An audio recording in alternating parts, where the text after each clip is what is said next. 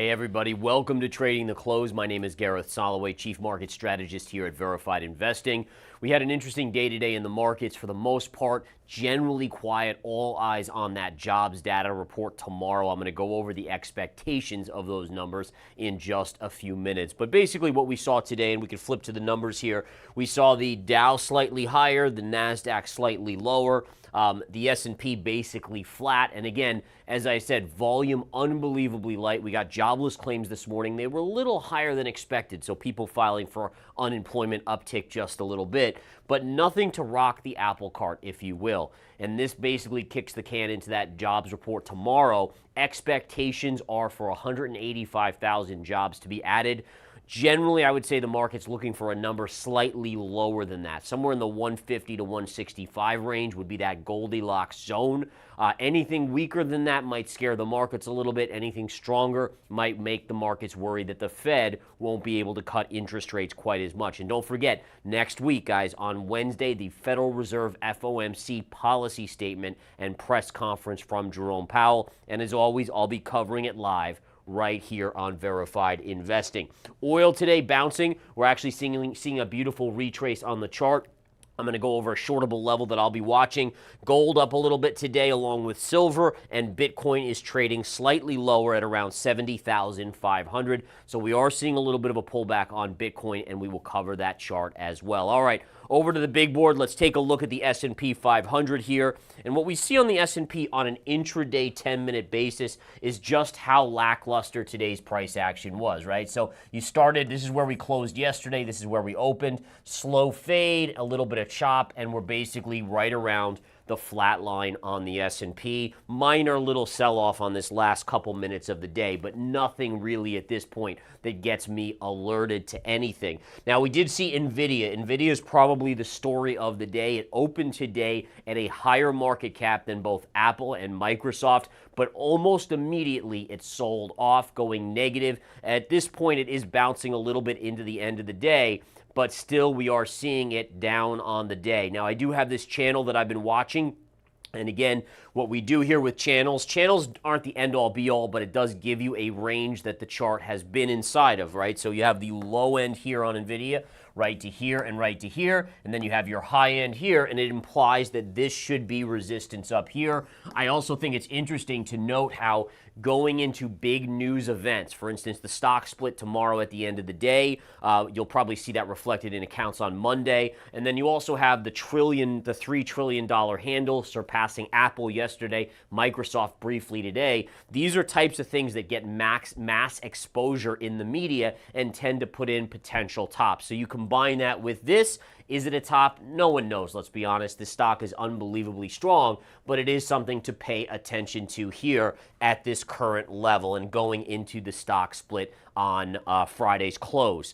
All right, couple other things to take a look at here. After hours, we do have DocuSign reporting earnings. This used to be a lot bigger company during COVID, but it has obviously still a fun trading opportunity to it, right? So again, DocuSign, it can whip wildly. Intraday chart looks kind of just choppy here, to be honest. But if we look at the daily, you can see, and we zoom out on the daily, it's actually not a horrendous pattern, right? It's low end of the chart, and I even see, almost, it's a little bit of a stretch, but almost a little bit of an inverse head and shoulders here going into those earnings numbers, right? You could almost make a case that this to this could be an inverse head and shoulder. But again, on earnings, it's usually a wild card sort of situation. And by the way, for those of you that don't know, inverse head and shoulders in technical analysis are bullish patterns overall once they break the neckline. This hasn't broken the neckline yet either.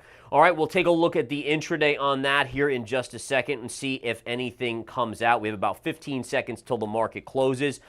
Flipping over to the NASDAQ 100, looks like the NASDAQ 100 is down about 35 cents on the QQQ for the day. So we'd essentially consider that to be a flat day. Notice again this longer term trend line though, and that's something that I am watching. It goes back to the COVID lows. So if we look at this chart and we take the COVID low and we connect it through this high, we actually get this high and exactly where the markets are trading now. So you also have this coordination with NVIDIA, which, let's be fair, at this point NVIDIA is the controlling factor, especially for the NASDAQ 100.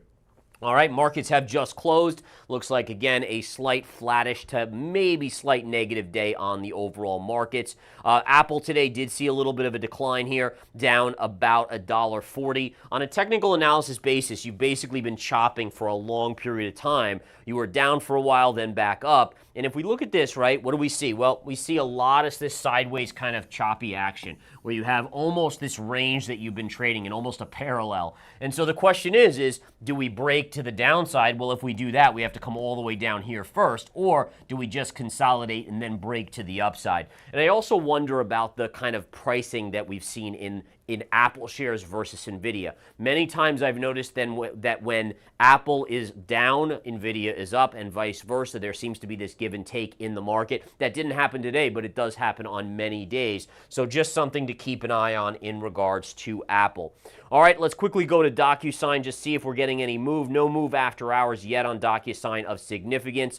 So let's flip over to Bitcoin and talk some Bitcoin action. Bitcoin on a technical analysis basis, we had this downsloping channel, which again, remember, downsloping channels are generally bullish.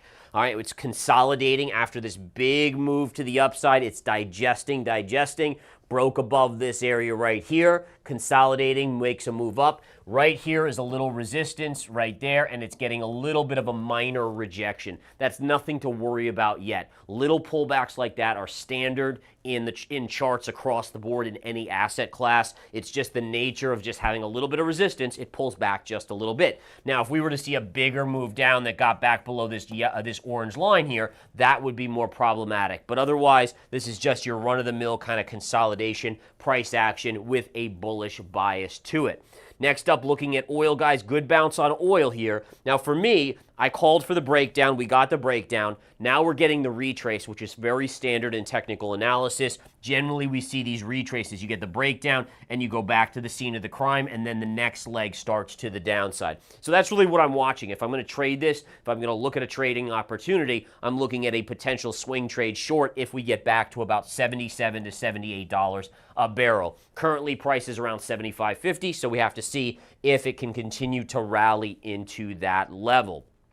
Silver, just touching on silver. Silver, nice little update today. You can see that in general, we're getting this sideways channel forming, which is almost identical to what Bitcoin put in, right? We just talked about the Bitcoin chart and the channel there. The difference is the Bitcoin chart has moved above the channel. This is still relatively early on in the consolidation. I would expect something like this, and then eventually that move to the upside. I have this upsloping trend line, which actually is my buy level. Should silver come down into that level, then I would look to trade that on the long side.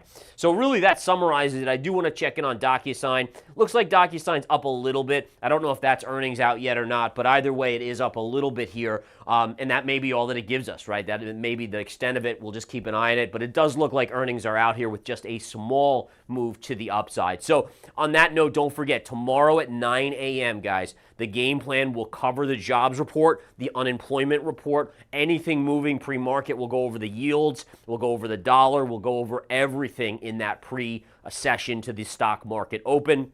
I'm going to make sure you guys are fully informed on the data points here. All right, on that note, I want to wish you the best of the rest of your days. Thank you so much for tuning in to Verified Investing's Trading the Close. I'll see you tomorrow.